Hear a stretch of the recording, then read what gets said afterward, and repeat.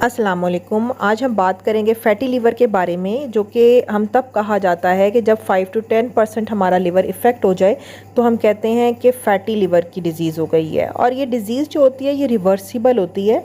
और इस वीडियो में मैं आपको बताऊंगी कि आखिर हम क्या क्या ऐसी प्रिकॉशनरी मेजर्स या वो ट्रीटमेंट स्ट्रेटजीज़ अडॉप्ट कर सकते हैं जिसकी वजह से हम फ़ैटी लिवर को रिवर्स कर सकते हैं, मीन्स के नॉर्मल लिवर में कन्वर्ट कर सकते हैं।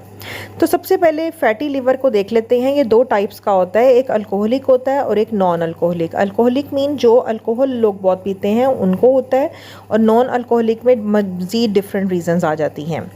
अब इसको हमने ठीक कैसे करना है फ़ैटी लिवर को, क्योंकि अगर इसको ठीक ना किया जाए तो ये लिवर का परमानेंट डैमेज भी कर सकता है।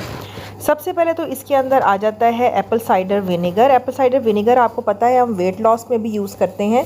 इसका काम क्या होता है? Apple cider vinegar mainly inflammation of the liver उसको कम कर देता है, जिसकी वजह से ये बहुत ज़्यादा हेल्पफुल होता है। और ज़ाहिर सी बात है साथ ही साथ क्योंकि ये वेट लॉस में भी हेल्प करता है तो इसलिए जो लिवर के ऊपर फैट होगा उसको ये रिमूव कर देगा। तो इसको आपने यूज़ किस तरह से करना है? आपने गर्म पानी का ग्लास लेना है और उसमें 1 टेबलस्पून एप्पल साइडर विनेगर डालकर पी लेना है, ठीक है। और कोशिश करनी है बिफ़ोर फूड आप लें, ठीक है, तो फिर ये काफ़ी ज़्यादा इफ़ेक्टिव होगा। दूसरी जो हमारे पास रेमेडी आ जाती है वो आ जाती है ग्रीन टी। ग्रीन टी आपको पता है इट्स फुल ऑफ एंटीऑक्सीडेंट्स, ठीक है। इसमें एंटीऑक्सीडेंट्स बहुत सारे होते हैं जिसकी वजह से ये फैटी जो डिपॉजिट्स हैं उनको रिड्यूस कर देती है, इन्फ्लेमेशन रिड्यूस कर देगी और फैट की एब्जॉर्प्शन को भी कम कर देगी। आपको पता है कि जिस तरह ग्रीन टी को भी हम वेट लॉस के लिए इस्तेमाल करते हैं तो इसलिए ग्रीन टी भी फैटी लिवर के ट्रीटमेंट में बहुत अच्छी साबित होती है और ये फ़ैट की एब्जॉर्प्शन गट से कम कर देती है। आप 2 से 3 कप्स जो हैं ग्रीन टी के डेली आराम से ले सकते हैं विदाउट एनी साइड इफ़ेक्ट। तो ग्रीन टी के वैसे भी और भी बहुत ज़्यादा फ़ायदे हैं। ये स्ट्रेस भी रिड्यूस करती है, हमारा लाइफस्टाइल बहुत अच्छा करती है, हमारे लंग्स की हेल्थ के लिए बहुत अच्छी होती है, जिनका टूथ डिके हो रहा होता है वो बहुत उसके लिए बहुत अच्छी है। तो इसके तो वैसे भी बेतहाशा फ़ायदे हैं, तो इसलिए हमें चाहिए कि हम अपनी लाइफ में ग्रीन टी का इस्तेमाल ज़रूर करें। 2 से 3 कप्स लेकिन फ़ैटी लिवर वाले पेशेंट्स को लाजमी यूज़ करने चाहिए। एक और जो रेमेडी फ़ैटी लिवर के लिए वो है टर्मेरिक यानी कि हल्दी। हल्दी भी एक बहुत ही अच्छा सोर्स है एंटीऑक्सीडेंट्स का।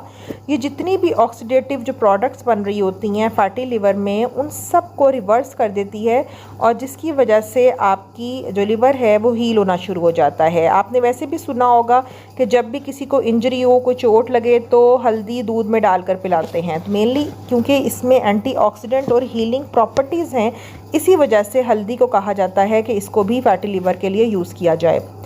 फिर नेक्स्ट हमारे पास रेमेडी आ जाती है लेमन यानी कि लीमू।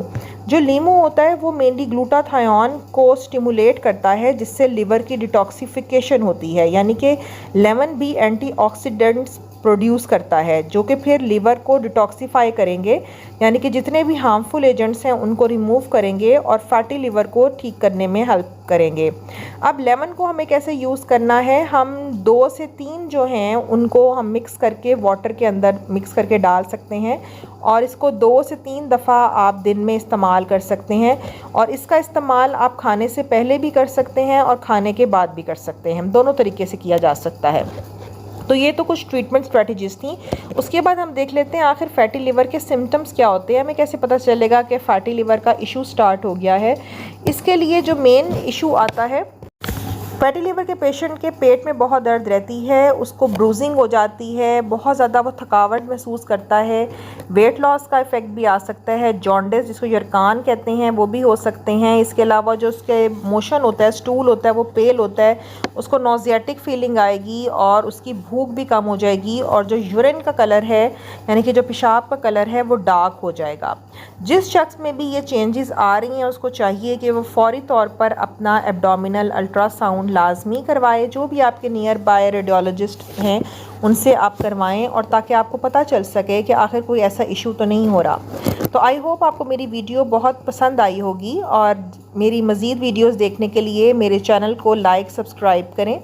नेक्स्ट वीडियो तक के लिए अल्लाह हाफ़िज़।